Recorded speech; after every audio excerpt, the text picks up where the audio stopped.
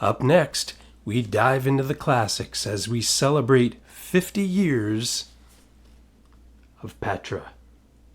Coming up on Andrew's Journey in Christian Contemporary Music.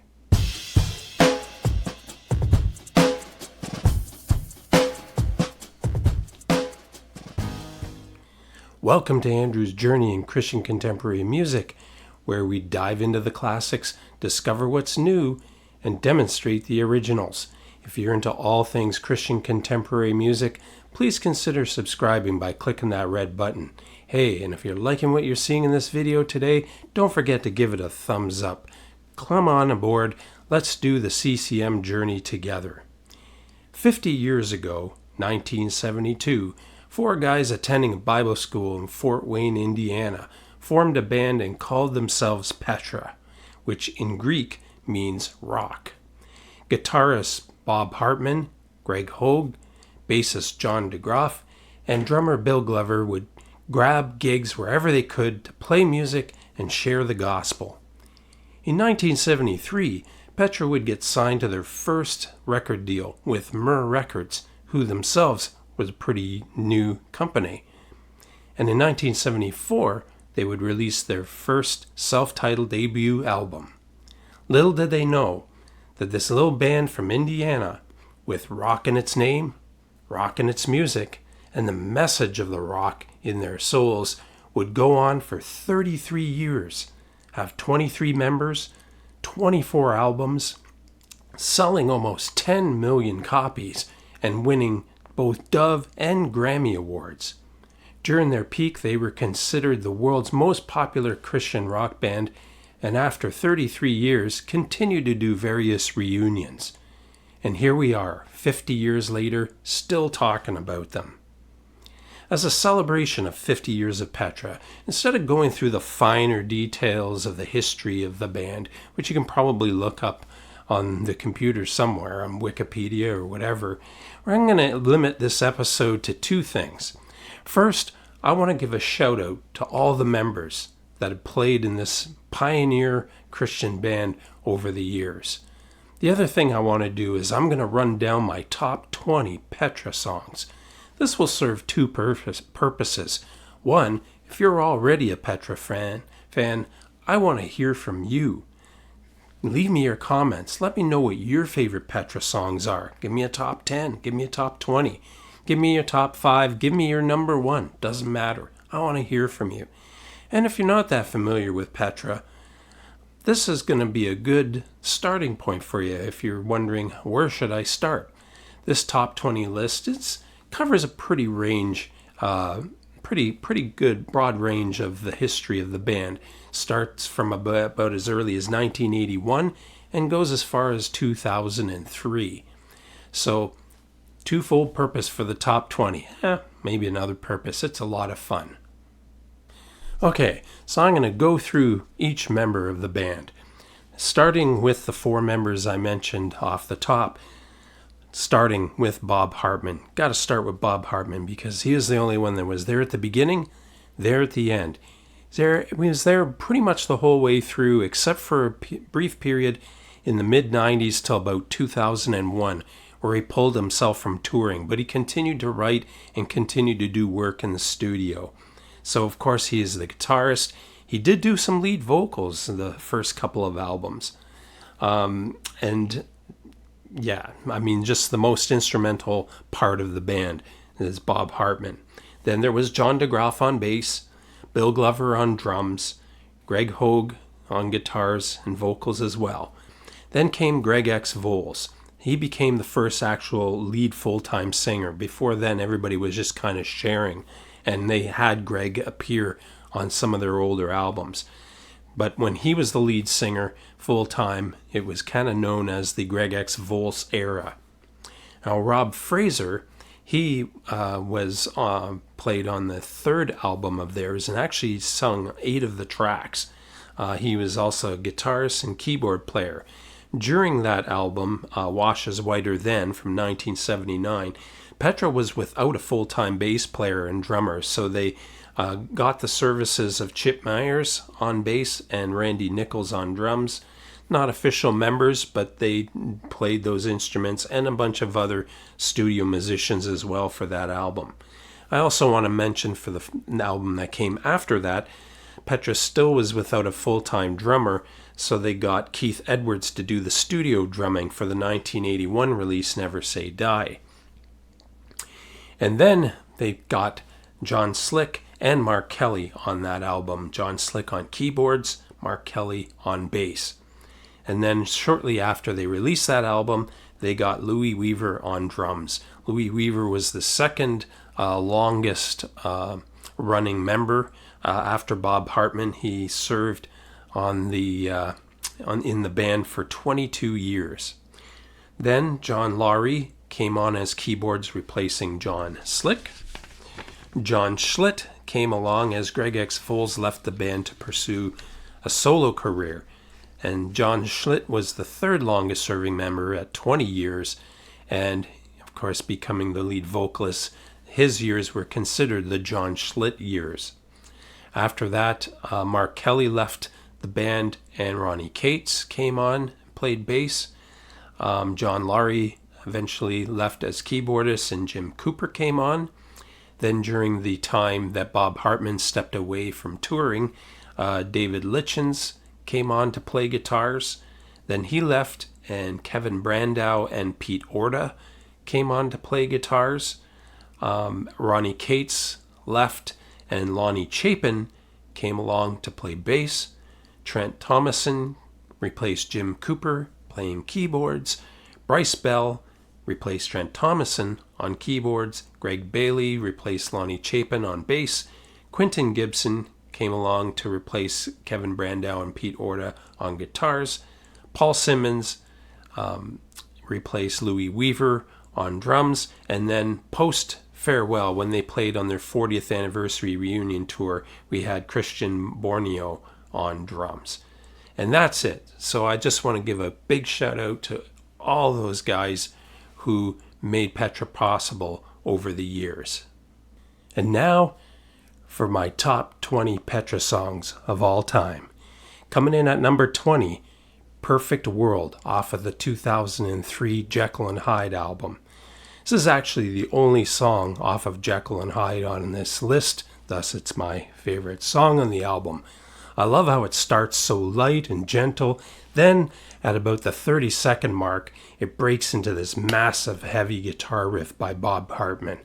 A great vocal by John Schlitt on this one. Number 19 goes to Defector off of the 1988 On Fire album.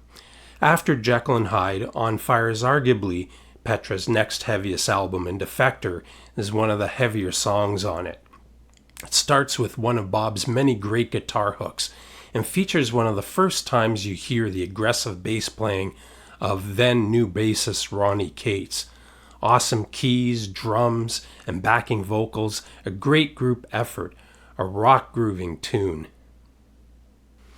Coming in at number 18, Hollow Eyes, off of the 1984 album Beat the System. In 1984 and 85, those were big years for songs written to raise awareness of world poverty. UK artists released Do They Know It's Christmas. In the US, they had We Are the World. And in Canada, Tears Are Not Enough. But sandwiched between those very iconic songs was the release of Hollow Eyes by Petra. This to me should have been their biggest radio hit and might have been a mainstream radio hit as on some stations, but I imagine the fact that the name of Jesus was mentioned in the bridge might have had something to do with that. Oh well. Well, I think it's one of Bob's best lyrics in my opinion. Coming in at number 17 off of the 1986 album Back to the Street, Fool's Gold.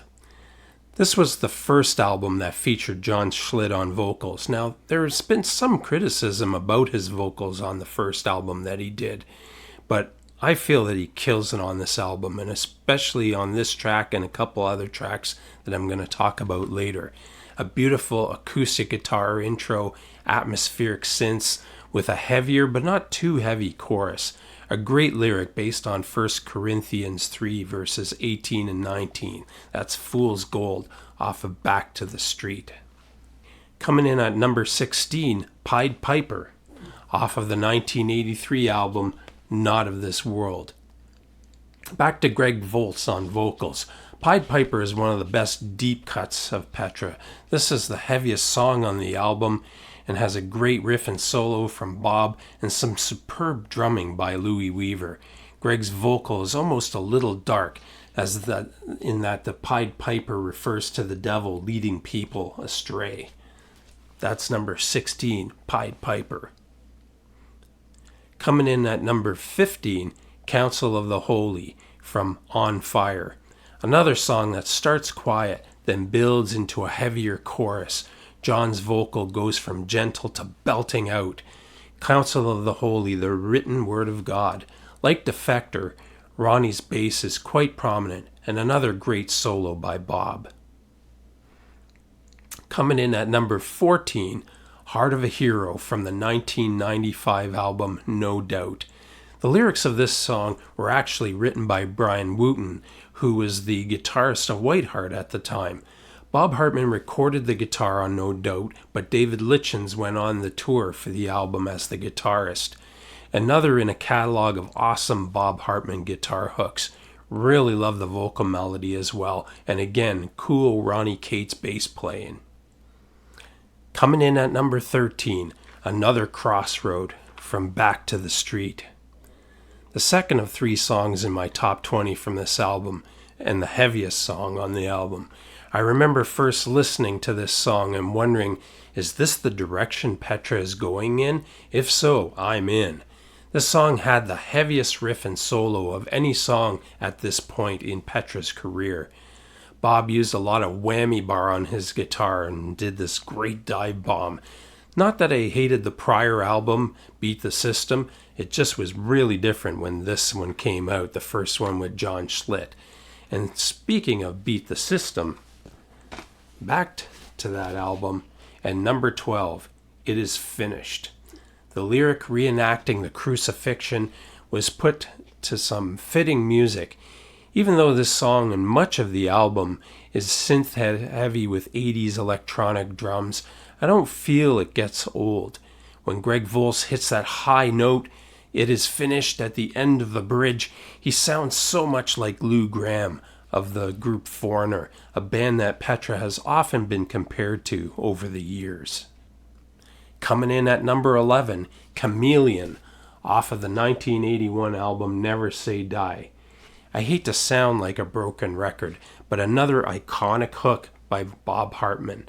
I remember an interview on the extras of the Farewell concert DVD where Peter Furler, formerly of Newsboys and producer of the Jekyll and Hyde album, commented on how such a great hook writer Bob is, and he's right.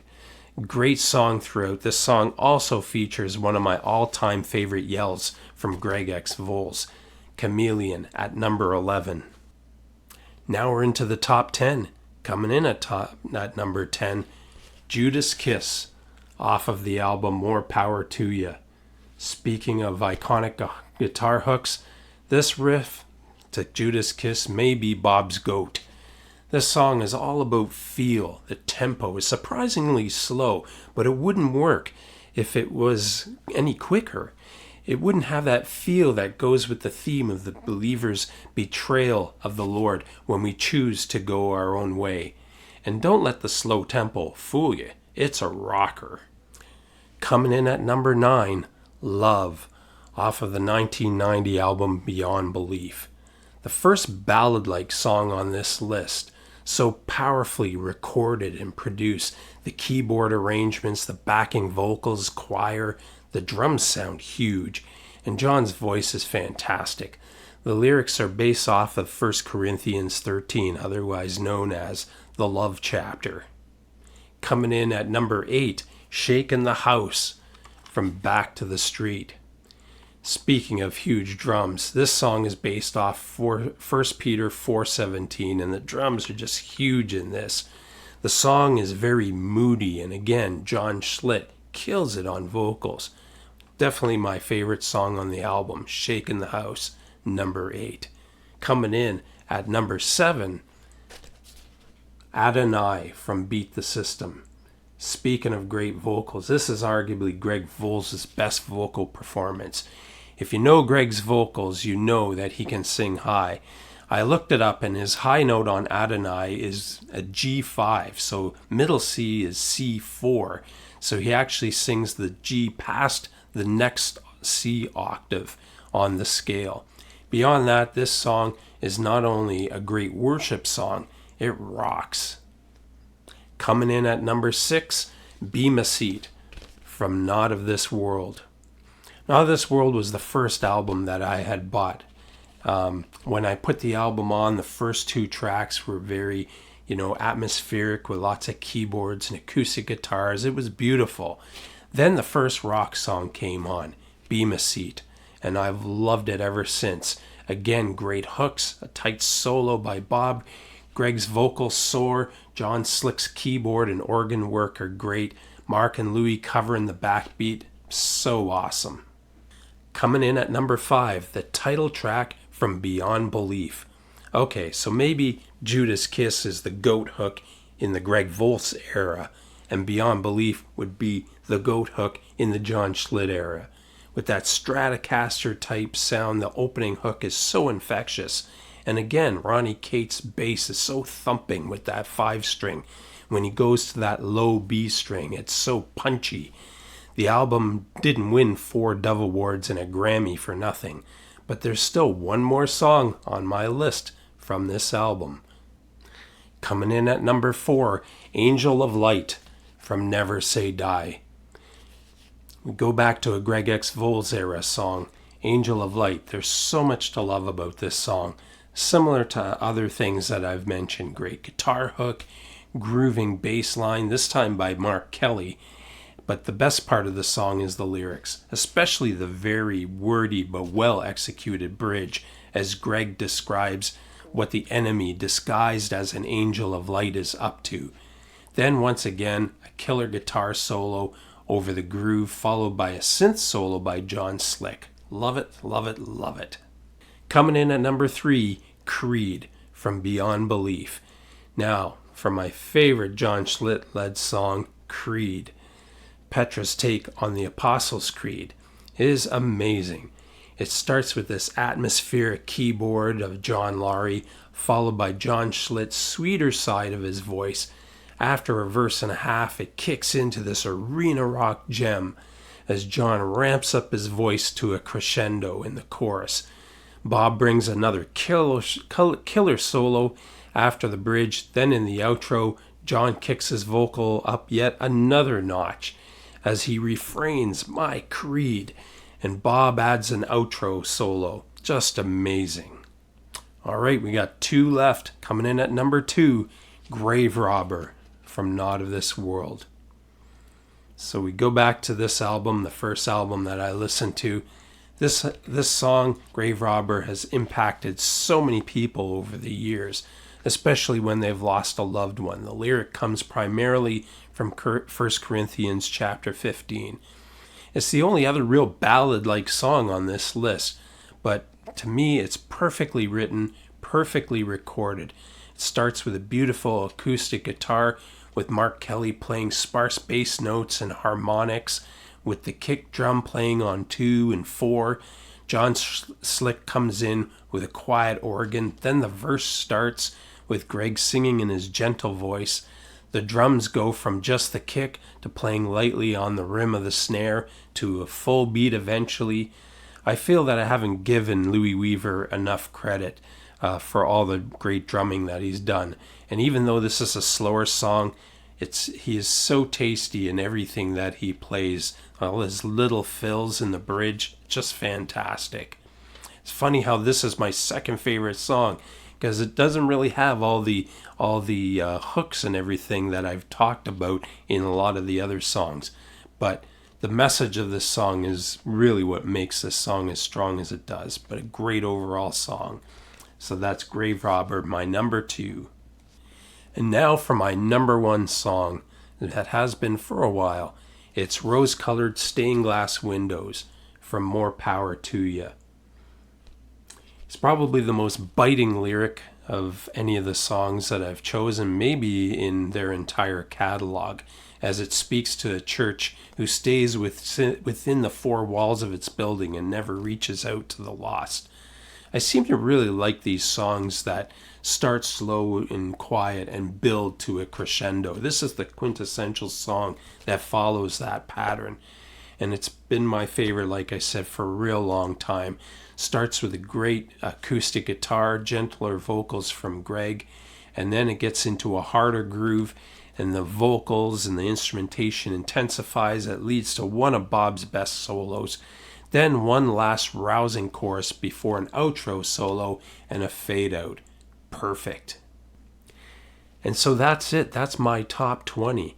Let me know, again, if you follow Petra all these years, let me know what your favorites are.